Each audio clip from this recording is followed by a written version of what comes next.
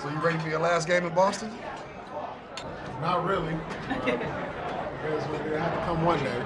You know what I'm saying? It had to come one day. I'm excited. I'm excited and nervous at the same time. I think you might cry. Huh? I think you might cry. I'm not a crier. I think you'll choke. I think you'll choke. Just a little. And this will be dream. Start the game, score a bucket, come back in at the end, and hit a buzzer beater or something. Right. Yeah, right. I'm gonna miss this place when we leave.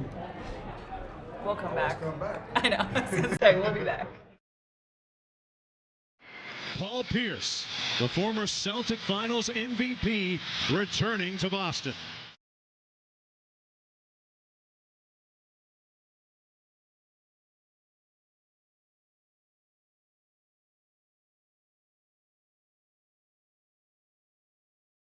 Being back in Boston, it just kind of just gave me chills, man. It's just, I know I spent a lot of years out here and very familiar with the city. Definitely, it was home. Looks like we're heading toward the Garden. This used to be one of the routes I took, the way we're going right now, that I took to the game. Used to think about when I was like right here at this light, you know, about to hit the arena and think about what I need to do for the basketball game, for me to play well and for us to win. A lot of people know the story. I grew up a Laker fan. When I first got to the Celtics, I didn't know what to think. My initial thought was like, no, not the Celtics. That's because I hated them. I hated the fact that they, beat the Lakers a couple times. And as I got more and more engulfed in the history of what the Celtics were all about, what the pride was all about, I fell in love with it. It was like, this is what basketball should be about for every franchise.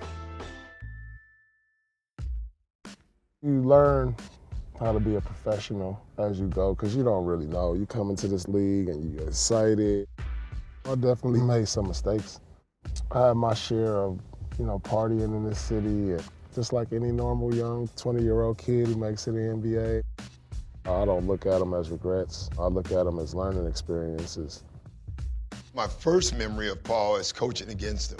And Paul had this huge game. And I was like, how can this unathletic, slow guy score like 35 on you?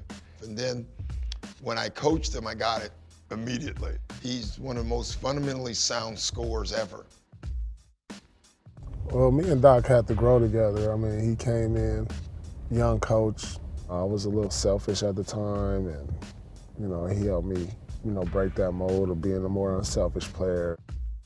I remember it like yesterday. I'm sitting in my office, Paul knocks on the door and walks in and it's like, you're right. I'm gonna do it, I'm gonna try it. I think it'll make me better. I really took his words and tried to change.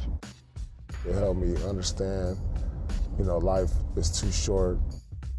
This is your purpose right now, is to give everything you all to the game of basketball.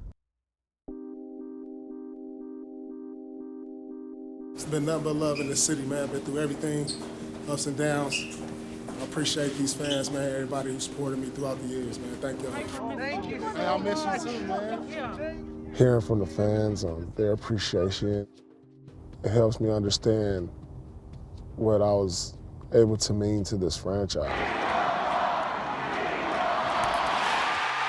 Paul understands his place in history now. He's a Celtic. That's what he is.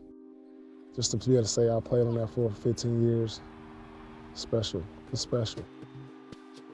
I want people to understand this is not my last time ever in the Boston Garden. This is just gonna be my last time as a player. I'll always come back to this special place where it started for me.